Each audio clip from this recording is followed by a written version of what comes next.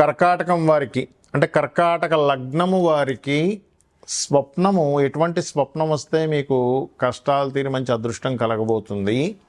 అలాగే మీకు దానికి సంబంధించిన పూర్తి ఇన్ఫర్మేషన్, అసలు స్వప్నం అంటే ఏమిటి అనేటువంటి పూర్తి ఇన్ఫర్మేషన్ ఇవ్వబోతున్నాను నేను మీకు. కాబట్టి ఈ యొక్క అంశాలు చెప్తుంది నేనైనప్పటికీ చెప్పిస్తుంది సాక్షాత్ లలితా అమ్మవారిగా భావిస్తూ, ఆ లలితాంబిక అమ్మవారి యొక్క అనుగ్రహం మీకు పరిపూర్ణంగా కలగాలని మనస్ఫూర్తిగా కోరుకుంటూ, ఇక్కడ స్వప్న శాస్త్రంలో చెప్పబడినటువంటి అంశాల్లో ముఖ్యంగా స్వప్నం అనేటువంటిది అమ్మవారు మన మంచి కోరి, మనందరం అమ్మవారి యొక్క సంతానం కాబట్టి, అంటే ప్రతి జీవరాశి కూడా ఆ పార్వతీ పరమేశ్వరులు అనుకోండి, విష్ణు నారాయణ అనుకోండి, వాళ్ళకి ఇది కాబట్టి వాళ్ళు కాపాడుకుంటుంటారు అన్నమాట ఎప్పటికప్పుడు.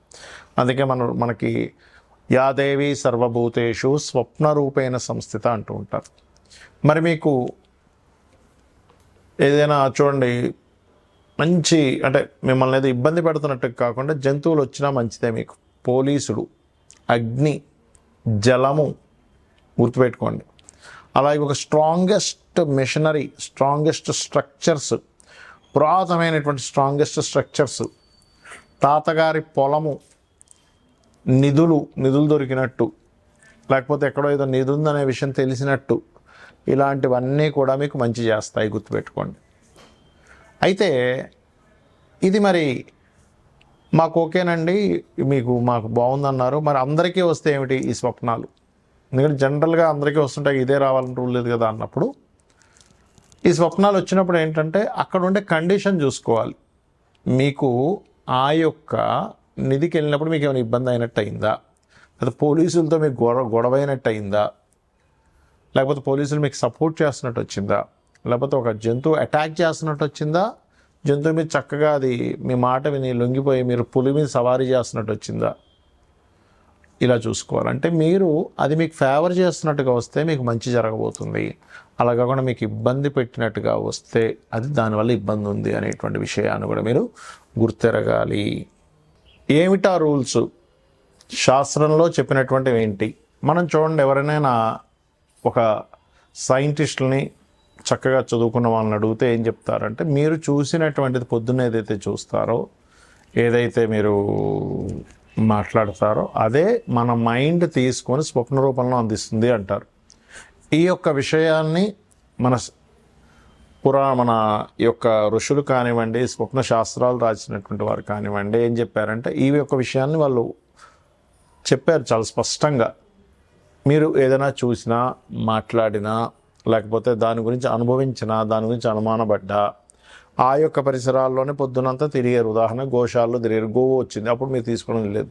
లేకపోతే ఏ జూ పార్కు వెళ్ళి సర్పాలను చూశారు, సర్పం వచ్చింది, సంబంధం లేదు. అగ్నిని చూశారు, సంబంధం లేదు. అంటే ఏమిటి, మీరు ఉదయం అంతా కూడా చూసి దాని గురించి మాట్లాడుకొని, దాని గురించి అనుమానించి, దాని గురించి భయపడి, రకరకాల సందర్భాల్లో మీరు పొద్దున్నంతా దాని అనుభవాలు కనుక మీరు తీసుకున్నట్లయితే అది మైండ్లోకి వెళ్ళి అది మీకు స్వప్న రూపంలో వచ్చినటువంటి దాన్ని స్వప్న శాస్త్రం అంగీకరించదు. అది జనరల్గా మీ యొక్క మైండ్ తీసుకుందంతే. అలాగే స్వప్న శాస్త్రంలో చాలా స్పష్టంగా మీరు అర్థం చేసుకోవాల్సింది ఏంటంటే, మీ స్వప్నం ఎలా వచ్చింది, అందులో మీరు భయాందోళనకు గురయ్యారా, లేకపోతే మీరు ఆ స్వప్నం వచ్చినప్పుడు ఒక రిలీఫ్ అయినట్టుగా ఫీల్ అయ్యారా? అంటే పైనుంచి కింద పడిపోతున్నారు, ఇట్స్ బ్యాడ్, కొండ మీద నుంచి, లేదంటే కొండ ఎక్కుతున్నారు, చాలా మంచిది.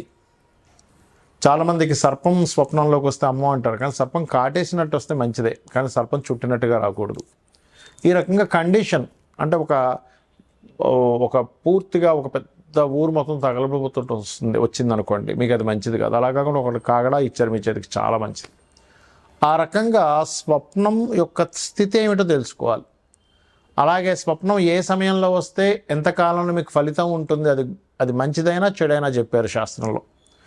రాత్రి 9కో 10కో నిద్రపోయారు మీరు, ఉదాహరణకి ఇవాళ రేపు అంత ఎర్లీగా నిద్రపోయే వాళ్ళు లేరు అనుకోండి, 11-12 అవుతున్నాయి. బట్ 9-10 గంటలకు ఎవరైనా నిద్రపోతే 12 లోపల మీకు కనుక స్వప్నం వస్తే ఆ స్వప్నం చాలా లేటుగా ఉంటుంది దాని యొక్క రిజల్ట్ రావడం. అంటే 1 year అవుతుంది, almost 1 year, 6 months to 1 year పడుతుంది.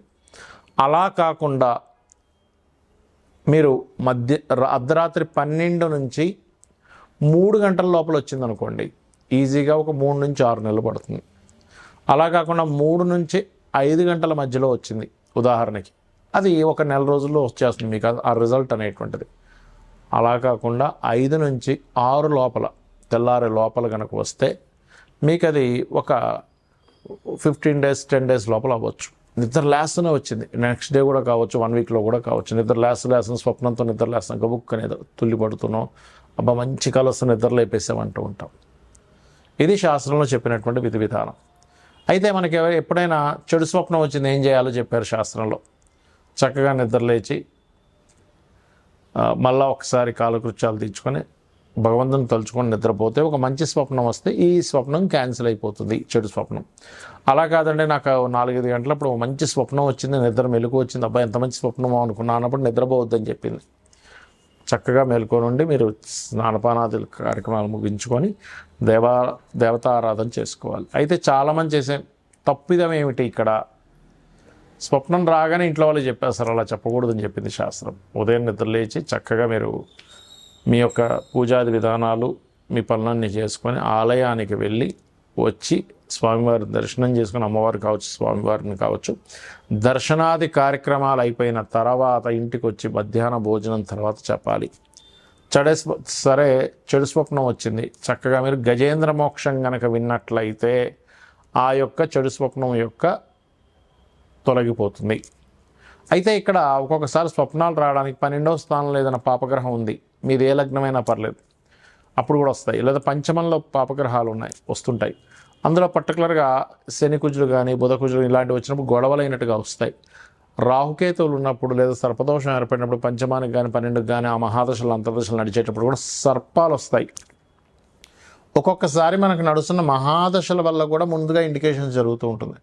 అలాంటి చక్కగా మీరు గజేంద్ర మోక్షం వినడం, లేకపోతే త్రిజట స్వప్న వృత్తాంతం లేదా రామాయణ మహాభారతాలు లాంటివి వినడం, రావి చెట్టు చుట్టూ ప్రదక్షిణం చేసుకోవడం, ముఖ్యంగా రాత్రి సమయంలో నిద్రపోయేటప్పుడు నమశివాయ అనేటువంటి నామాన్ని స్మరించుకుంటూ నిద్రపోతే చాలా మంచిదని చెప్తుంది శాస్త్రం. మరియు రాత్రి నుంచి పగలు నిద్ర లేచే వరకు కూడా మీరు నిద్రలో అలా అనుకుంటూ నిద్రపోయారు, కానీ ఉదయం నిద్ర లేచే వరకు నమశివాయ మంత్రం చేసిన ఫలితం వస్తుంది అని చెప్పి శాస్త్రం చెప్తుంది. కావున ఈ యొక్క స్వప్న సంబంధించినటువంటి విషయాల్లో, స్వప్నాలకు సంబంధించినటువంటి విషయాల్లో ఎప్పుడైనా మీకు ఇబ్బందికరమైన స్వప్నం వస్తే భయపడకుండా నేను ఇప్పుడు చెప్పినటువంటి గజేంద్ర మోక్ష ఘట్టాన్ని ఒకసారి తలుచుకున్నా పర్లేదు మీరు మొత్తం, ఎందుకంటే 1 అవర్లో ఉంటుంది, మీరు యూట్యూబ్లో కొడితే. అలా కాదండి మేము తలుచుకోవాలనుకుంటే చక్కగా నిద్రలేచి ధ్యానంలో కూర్చొని ఒక గజ సమూహం త్రికూట పర్వతం అనేటువంటి పర్వతంలో, ఈ ప్లేన్లో జరగలేదు, త్రికూట పర్వతంలో జరిగింది, వెళ్తూ ఉంది. కొన్ని వేల లక్షల కొన్ని వలభార్యలతో నీళ్ళలోకి వెళ్ళారు, దాహం వేసిందని. నీళ్లు త్రాగడం మాత్రమే కాకుండా అక్కడికి వెళ్ళి కాసేపు జలకాలాడి అక్కడ కొంచెం గందరగోళాన్ని సృష్టించారు. లోపల ఉన్నటువంటి ముసలి కదిలి వచ్చి ఆ గజరాజు యొక్క కాలిని పట్టుకుంది. కొంచెం సేపు వాళ్ళిద్దరి మధ్యన పోరాటం జరిగింది. దాని తర్వాత ఇంక నేను అలసిపోయి